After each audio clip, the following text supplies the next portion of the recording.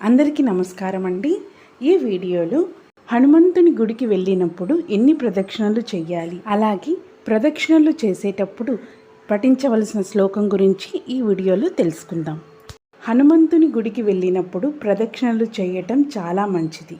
ఇలా చేయటం వలన సంతాన ప్రాప్తి కలుగుతుందని, ప్రదక్షిణలు చేయటం వలన సంతానం లేని వారికి ఎంతోమందికి సంతానం ప్రాప్తి కలిగిందని చెప్తారు. హనుమంతుని గుడికి వెళ్ళినప్పుడు 5 ప్రదక్షిణలు చేయాలి. ఈ 5 ప్రదక్షిణలు చేసేటప్పుడు పఠించవలసిన శ్లోకం: ఆంజనేయం మహావీరం బ్రహ్మ విష్ణు శివాత్మకం తరుణార్కప్రభం శాంతం ఆంజనేయం నమామ్యహం.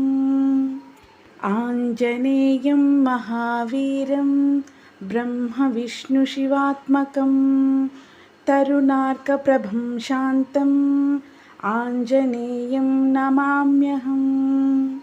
ఆంజనేయం మహావీరం బ్రహ్మ విష్ణు శివాత్మకం తరుణార్కప్రభం శాంతం ఆంజనేయం నమామ్యహం. ఆంజనేయం మహావీరం బ్రహ్మ విష్ణు శివాత్మకం తరుణార్కప్రభం శాంతం ఆంజనేయం నమామ్యహం.